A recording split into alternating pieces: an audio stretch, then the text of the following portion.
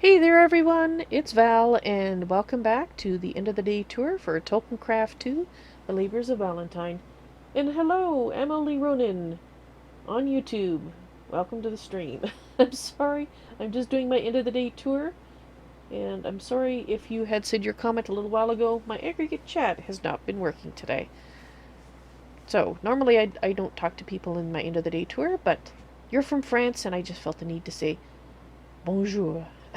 In a horrible accent, I'm sure. Alrighty, so let's see. What have I done today? Well, actually, it's what I've done in the last couple of days when I had a chance, as well as today. You may notice that the hill isn't, well, it's got some slices taken out of it. And I have a lot of the wood elven brick down. And the replacing of the bricks was made possible, thank you very much, to Ed. E-Dilettante, who I like to call Ed.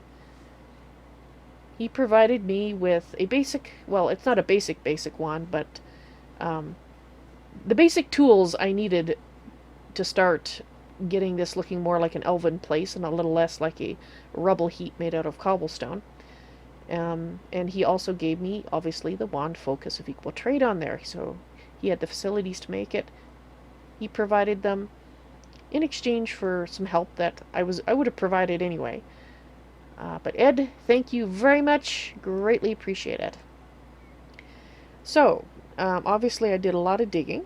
We have some guides up. You might notice that that's higher than the old guide. What I've done is I've set up 3 sets of guides at various levels so I can turn them on and off as needed to provide guidance at that particular level. I did try using the guide, just extending it up, my original ones, and when I did that it became super laggy.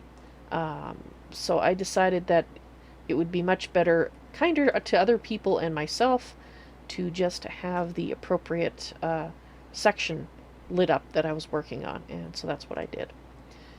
Right, so you may notice this column here. That indicates the basic height of this section, the planned height of this section of the build. This area is going to be sort of the fortress part of it, where it's a little further away from the river, so hopefully less easy for things like cannons and whatnot to hit it and make holes in it. And also it's going to be there's going to be a road that people will approach the building from land on. So this is sort of the central building. It's also the one that I'm going to put all my techie stuff in it, and I'm building it in such a way that it'll be easy for me to rip out the techie stuff and convert it entirely over to the wood elves' use when I leave these lands. In other words, Greater Raider has potentially expressed interest in having this in the mod pack like we did with my last season base, so I'm going to do my best to make it so it's easy to convert over if you should decide that he likes it once it's done. You never know, he might hate it. You just don't know. I just wanted to mention, I did shorten my smeltery here. It's no longer the 9x9 interior, or 3x3, sorry, making 9 by interior. I've actually made it rectangular shape, and this is the width, the longest width you can have, which I think is 2, 3, 4, 5... Well, 7 might work. I was told that 7 would work inside, unless that's the exterior measurement. It might be the exterior measurement, because that makes sense. That is 7. But when I went beyond 5 in this dimension, I started getting red X's in the corners here, indicating that those weren't functional. So because of that, I shortened it, and so it doesn't hold quite as much as it used to. It only holds 1.5 stacks instead of almost 2 stacks, but it's going to be moved anyway, and I will explain in a moment where it's going to be moved. Ta-da! This is today's big project, and the reason why I dug the slice in the mountain. We have the storage room set up. Once I have the ability to jump high enough, barrel dances can commence once more. But until then, we'll just have to look longingly up at the top of the barrels and be unable to dance upon them. But everything is coming in. I still have to set everything up to sort, so occasionally we get new things coming in that aren't set up yet, but that's just a matter of monitoring it.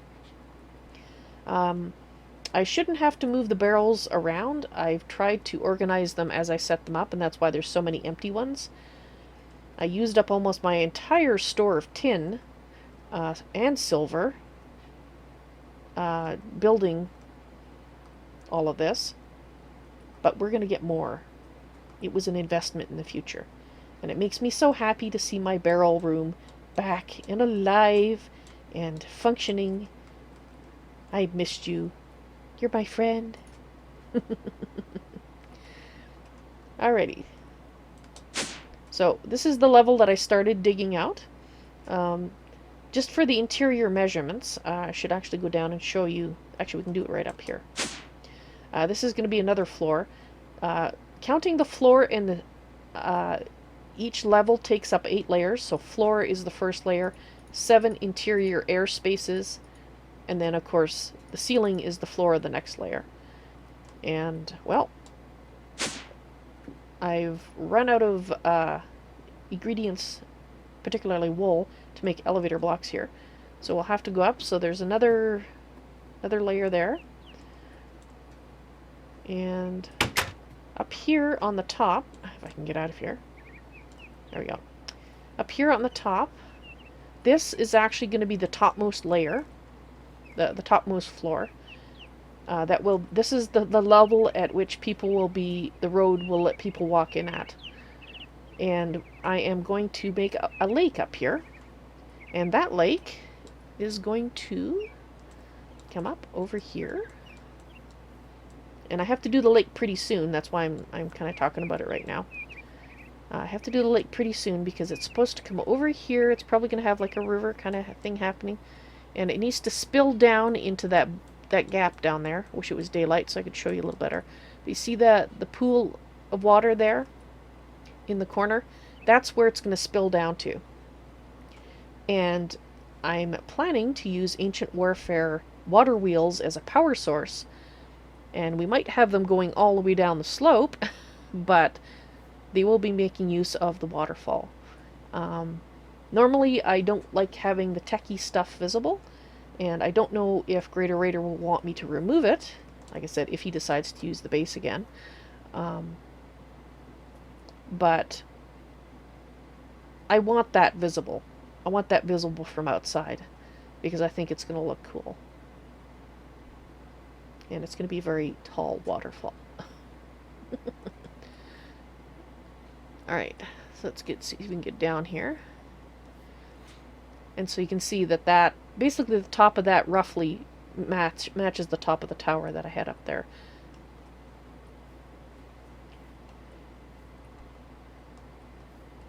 And down. Ouch. Oh, I'm getting hungry. Hurt and hungry. Alright. Trying to think if there's anything else that No, I think that's it. I say that's it, but that was a lot of work. I did make up 1 barrel worth plus a little bit of mossy wood elven brick. And I have plans for making it a lot easier to put the pillars in. And actually, I think I'll just describe what I'm planning to do, because I was having my bath the other day and it came to me, because it was swimming up and down in the water was just annoying me so much, because it's so hard, and I was going, how am I going to be putting these bricks down here when it's going to drive me insane trying to set these bricks up? Because I'll be bobbing up and down and constantly missing and misplacing them and going arg, and you guys were going to get tired of me saying arg, and dang it. And then it came to me. It was like a revelation, you know, the sort of la noise. I really needed that. And I really have to go show you what came to me. Yes, I know, it's not over there. It's actually over here.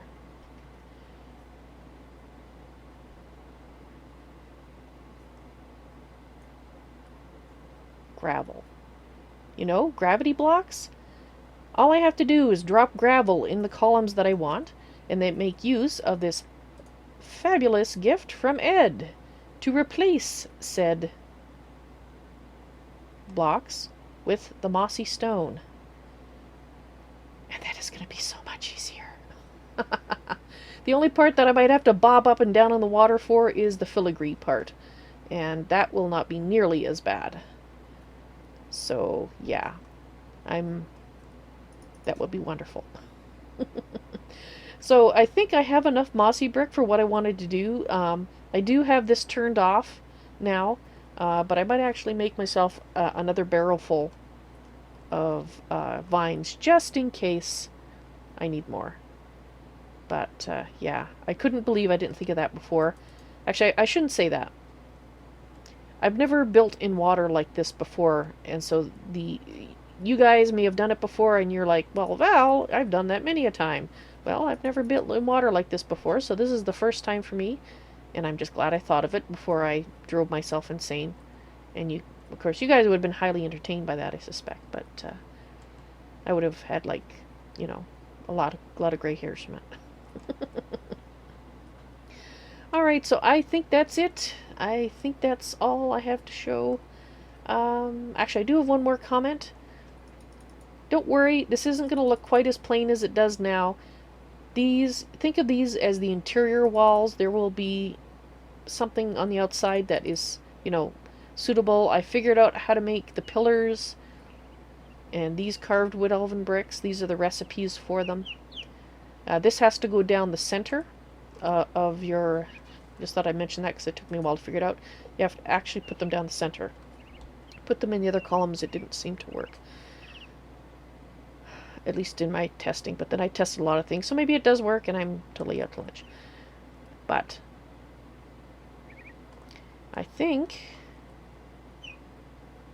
it's gonna look pretty cool pretty soon, which is a change for me. Usually it looks like heck until just about the time that I'm finished. Trying to do it differently this time. Not doing too bad so far. Elves. I will have elves everywhere. I don't know if they spawn on these bricks, but I have a suspicion they might. Alright guys, I hope you enjoyed today's End of the Tour rambling as it usually is. I hope to see you in the stream sometime. You all take care now. Bye.